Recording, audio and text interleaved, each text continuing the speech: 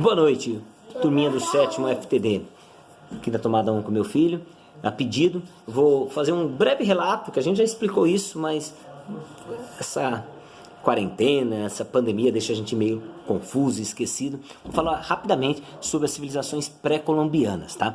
O nome já sugere pré-colombianas, significa civilizações que viviam na América antes de Cristóvão Colombo, né?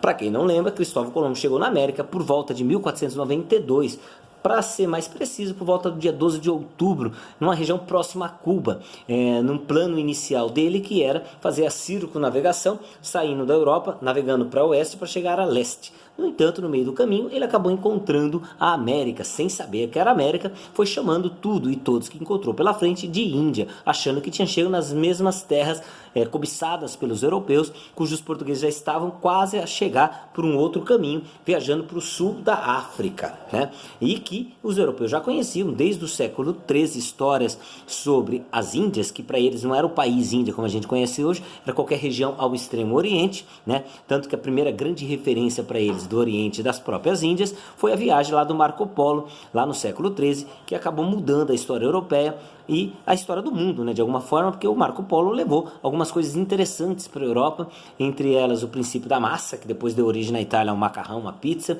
levou a bússola, que depois seria utilizada de suma importância no processo de grandes navegações, inclusive na chegada à América, e levou também, entre outras coisas, a pólvora, que na China era usada como fogos de artifício para a comemoração do ano chinês e que na América, ou melhor, perdão, na Europa, com o tempo passou a ser utilizada como munição para armas, né? Inclusive os canhões muito utilizados já a partir da Idade Média, final da Idade Média e da Idade Moderna. Sobre as civilizações pré-colombianas, então, como o professor estava falando, 3 em destaque.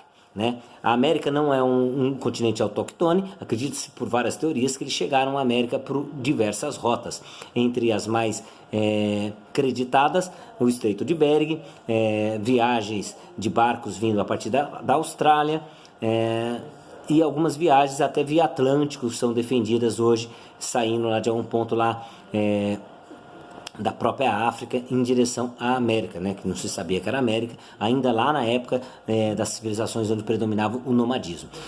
Dito isso, as 3 civilizações que o livro destaca para vocês são as consideradas mais significativas em tamanho e importância histórica, Incas, Maias e Astecas, né? Sobre os Maias, é uma civilização que, com a chegada dos europeus, já estava em decadência. Estima-se que ela tenha surgido por volta do século XV a.C. aqui na América, se desenvolveu na região da Mesoamérica. A sua capital fica atualmente onde hoje é a Guatemala, né? Os Maias são de suma importância por aspectos culturais, de organização política e econômico. Os maias faziam espécies de pirâmides, como a gente destacou aí, eram politeístas, acreditavam em deuses da força da natureza, valorizavam milho, tinha até um deus em referência ao milho, uma deusa, valorizavam o sol. A maior parte das civilizações aqui da América tinham esse culto ao sol, eram grandes astrônomos, a sua economia era baseada na agricultura, né? Os principais produtos, como o professor já citou, milho, batata, feijão, tomate, cacau, algodão. A gente pode destacar também que eles faziam comércio, já tinham produção de excedente. Uma coisa interessante dos maias aí do ponto de vista religioso é que, em homenagem ou temendo alguns deuses, eles faziam também algumas espécies de sacrifícios humanos, né? Os maias, eles tinham uma teoria até um tanto quanto engraçada, né?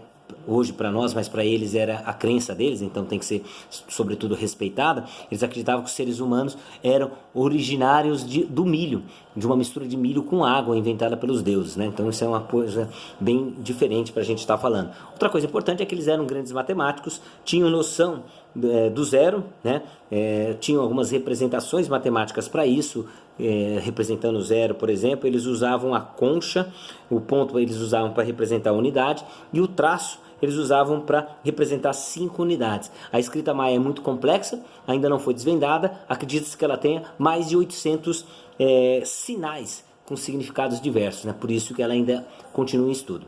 Outro povo em questão que o capítulo nos traz em destaque são os astecas. Esses ainda estavam no auge com a chegada dos europeus, dominavam a região da Mesoamérica, mas principalmente a região do México. A sua capital se chamava Tenochtitlan, na atual cidade do México. Também se destacavam pela agricultura, eram bons agricultores, formaram um grande império, dominaram uma grande quantidade de pessoas, chegaram a ter no auge desse império deles uma população maior que 300 mil habitantes, que para a época era um número bastante considerável, né?